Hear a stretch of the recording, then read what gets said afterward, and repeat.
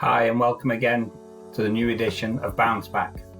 I hope you're all staying safe and managed to keep busy and active during this period. If you've been with us for the last few days, you know we've been self-reflecting and looking at our current levels of coaching in our business.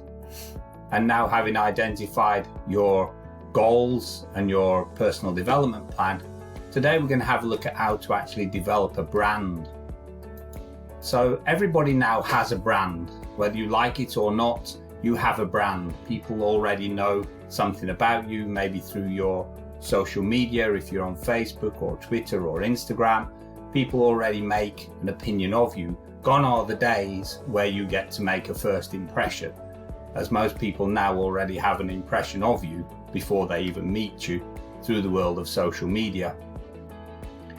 So the idea is to now develop your brand to make you create new ideas so you can make yourself easier to market, people identify with you easier, and also people will understand a little bit more about what you stand for as a coach and in your business.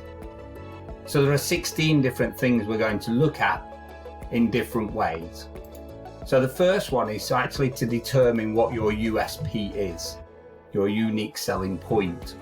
So what makes you different to others? What are your strengths, your passions, and your goals? And identify these and make a list of them. And then if you left your job today, what would the people you're working with miss the most? And what would the people you coach miss the most? These are part of your unique selling point. If they would miss the same from everybody else, then it's not unique. So think about those things and how are you going to identify what they are, and then again make a list of them to help you determine what your USP is, and also know who you are as well as who you are not, which is also very important in terms of developing this USP.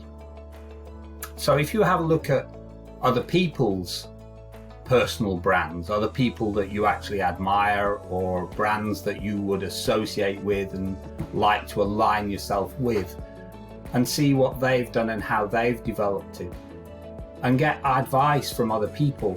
So specifically from people who will understand what you're trying to do, understand your position, your role in the industry, and how you're trying to develop your business, your coaching, and ultimately your brand. And what makes you really happy? What is your actual purpose? Why are you coaching? What actually inspired you in the first place and motivates you still today to want to carry on to do this? These things have to be really considered when we're building the whole brand. At the end of the day, the brand is a lot more than just the logo. So you need to recognize your values and ensure that they're reflected in your USP and in your personal brand. We've already looked at how to develop your goals. So if you've been following us the last few days, you should have already got this in the tin and already ready to go with. If not, please review the presentation from yesterday and look at the goals and how to go through setting your goals, and maybe even go back a couple more episodes previous to that to help you identify what your goals may be. Then organize and reorganize your priorities.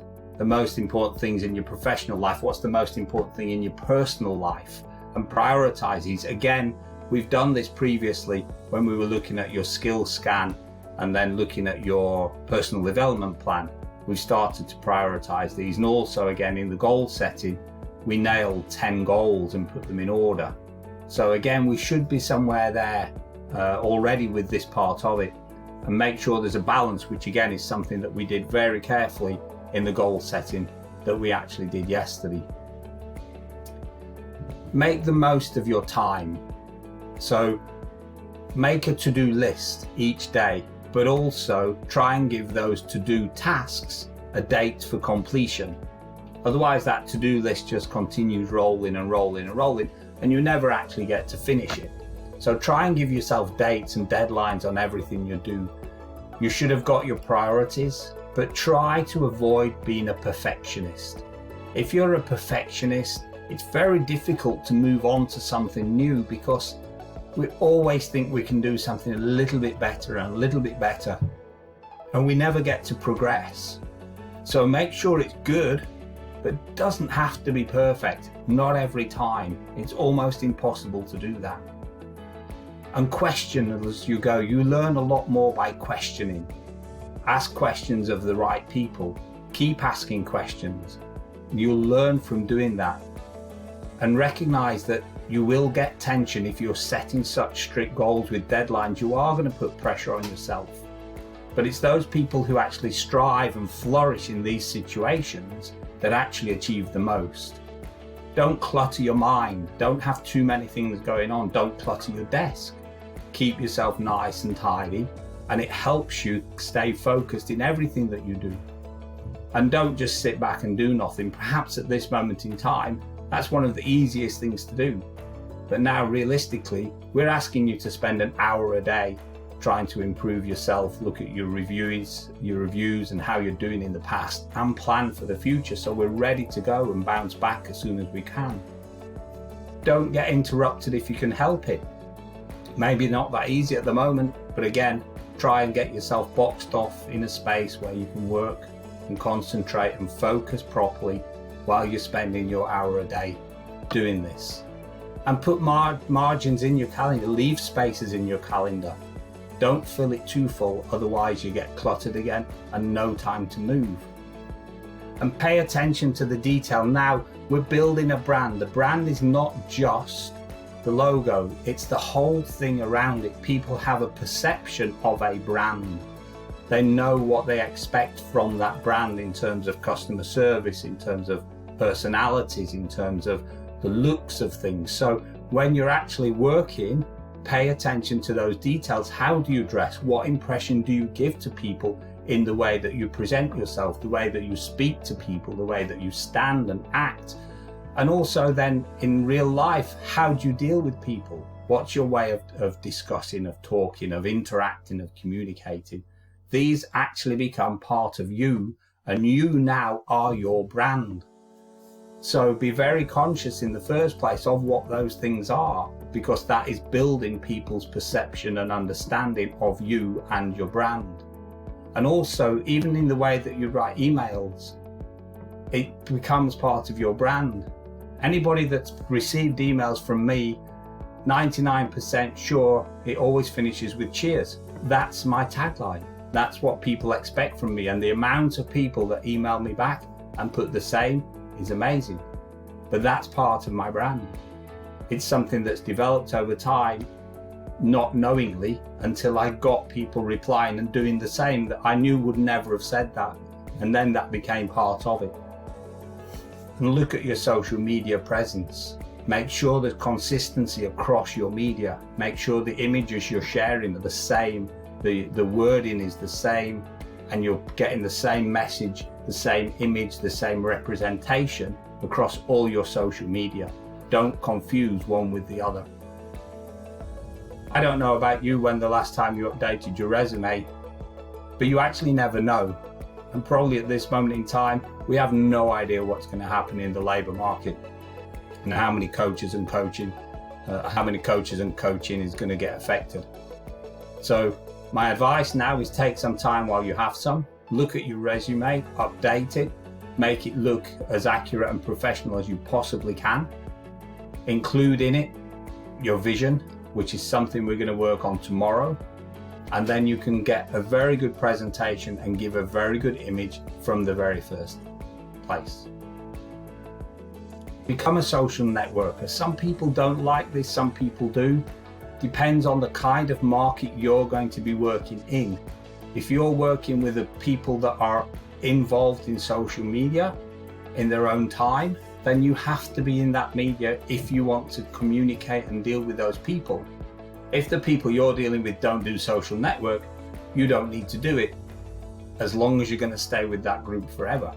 But if you change jobs or you change career paths, and suddenly that kind of business you move into requires you to do it, very difficult now to start again. So take care take time, have a look at them. What are you trying to do with your social media? And again, try not to confuse your business with your personal, unless that becomes part of your brand. So if you personally are the reason that people are coming to the lessons, you need to build on that and build that into your brand. But make sure you're consistent across the different social media networks. Focus on what you want to achieve. If you're spending any money with your Facebook advertising or anything like that, make sure you're monitoring whether that money's being well spent or not. It's very easy to run up bills very quickly on some of the social media advertising, and you don't always get much response. So make sure if you're going to spend money, you're actually getting it back. And measure what you're actually doing on your social media. You know, if you're going to do 10 posts every day and nobody reads them, what's the point?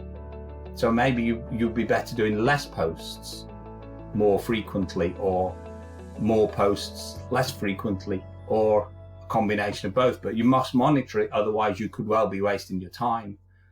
And make sure that you get your essential points over when you're actually sharing that. Again, having a website today, for a lot of people, this is still the first point of call. We're going beyond you just being a coach in your own right, being the coach in one place. We're trying to build you a brand, an image, a reputation, that when you can go forwards, you have everything in place. Somewhere for people to go and look and see what you're about, see what you can do, what you've done in the past, what your specialities are, and all these different things.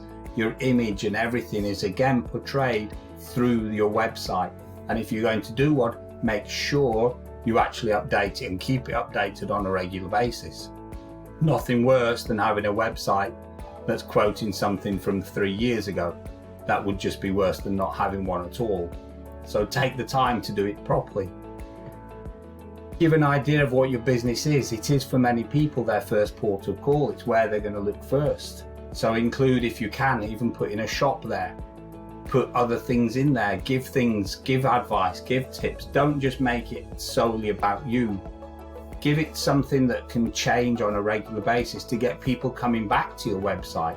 So if you can put tips on there, or information, or blogs, then you can keep driving people to your site and maintain that image. Keep yourself in the minds of the people.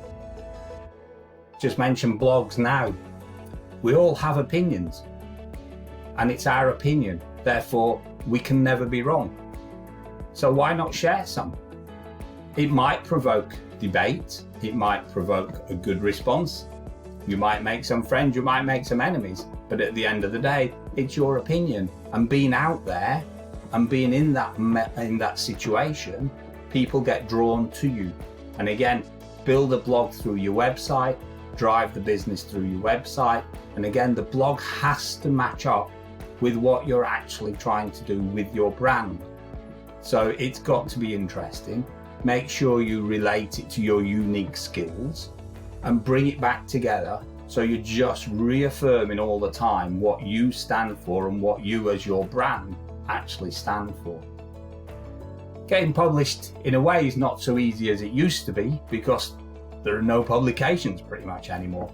So gone are the days where I used to write regularly for tennis magazines in various countries.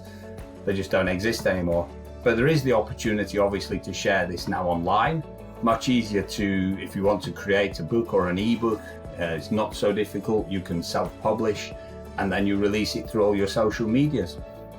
There are still some online materials. You can still contribute to those. And don't be afraid of contacting them to actually offer to write. Most magazines don't find it that easy to fill the content. I've done them myself in the past, and the hardest thing was to get the content. So don't be afraid of asking people if you can write, or even just send them some articles that you've written and share your ideas. Try and join in wherever you can with industry groups. There are a number of discussion groups on Facebook, which I'm a part of some, and some are very interesting, and especially when we're dealing with coaches from other countries, because we do get different opinions, different ideas, and sometimes it makes you think a little bit differently. And also it allows you to share your ideas with other people, again, in other countries, which they may not have felt or thought of in the past. Again, we said about looking to publish in articles in magazines, also volunteer to speak at conferences. You know, there's nothing better than getting yourself as a speaker on a conference that again elevates your position within the industry. And a lot of conferences again will be happy for you to contribute, especially if you've got something a little bit unique to offer and something a little bit different than the norm. So if you've got sponsors, work with your sponsors, make sure you actually give the sponsors the information, the support that they want. Make it impossible for them not to renew your contract every year. Go over and beyond what they expect of you. And that way it's much easier to keep a sponsor than it is to try and get a new one, especially again at this moment in time. Go to conferences, network with people, meet as many people as you can. You never know when one of those people may become important or useful to you in the future. So on your social media presence again, we've already discussed these. Just as a reminder, be consistent with your brand. Make sure you differentiate between your personal and your professional social presence. So if you're going to have a Facebook group for your business, make sure it's a separate one to your personal one. Don't confuse the two. Social media can be very dangerous. People can post pretty much what they like within reason. So what people, you may be able to trust yourself, but can you actually trust your friends or people of friends that you know and what they may post? Which is why you need to separate the two. And again, as we've already said, constantly look at how you're going to do that. Once you've established your brand, keep reviewing it. Are you actually maintaining that level of presence, that image, that interaction with people? Because that maintains the brand. Keep going with if you've got a slogan, if you've got a tagline, keep it going, keep it going. As you know, this is our Bounceback series and we're asking you to spend an hour a day to improve your coaching and your business. These keep coming and going all the time. We'll not let you forget that. You may not have a budget to actually develop a brand, but it's not that difficult. It doesn't have to be expensive. You need your mission statement or a strapline. Tomorrow we're going to look at mission and vision statements and how to develop them. You can design a logo very simply. There are free online tools, and if you're creative in your own way, just make one. If you're going to do some advertising and promoting, look at how you're going to develop that brand. Again, using social media predominantly now and building up a good database with emails, your WhatsApp groups and all the different social interactions, you can actually promote a brand pretty well without spending too much, if any, money. But you don't need to do it all at once. So make sure you filter things in at different stages. Keep feeding them in so you've got a constant and consistent message coming across rather than one big hit and then disappear for a couple of weeks. Keep it consistent, keep it simple. It's very difficult to know how long it takes to build a brand. As you know, the RPT now is over 30 years old and we're still working and developing it today. I can't actually tell you when I would say the RPT became a recognized brand. Obviously we had the logo developed and everything in the first place, and we had a very clear idea of what we wanted to achieve and how to achieve it. But you do need to create that image. So you need to get that logo, you need to have a good name, a name that people will remember, and develop that corporate image. Make sure everything that you're doing is of the right standard, the standards that you know people would expect. And if anything, go that little bit further. It will take time for people to understand and appreciate what your brand is, but you have to keep going, and eventually people will then start to recognize that brand. If you want to be successful, creating a personal brand isn't an option anymore. It's not. You've got to have that brand. We are in the world today where people recognize, respond and react to branding. So you have to become a brand in your own right. Whether it's to get your dream job, whether it's to maintain your current position, or whether it's even to move into a different industry, you need to start working on your own personal brand. It's not easy. It takes time. It takes effort. It doesn't have to take a lot of money. And it takes persistence, perseverance, and some creativity. But if you do it properly and you spend that time and you invest that in your own future and your own career, the outcome can be fantastic. So don't forget, have a look through this, review it, and work out what your personal brand is going to be. This presentation I've put today on YouTube, obviously, and also on the website. I've put this today as a PDF, the whole presentation, because there's quite a lot of content in this. So just to put up the worksheet, I didn't think was going to be too helpful. So the whole presentation's up there today. So please either go to rpteurope.com/bounceback or go to just look for RPT on the YouTube and you'll pick it up there. The worksheet and the presentation are on the website. So please take time and download them. And don't forget, an hour a day and be ready to bounce back. But in the meantime, please stay safe. Cheers.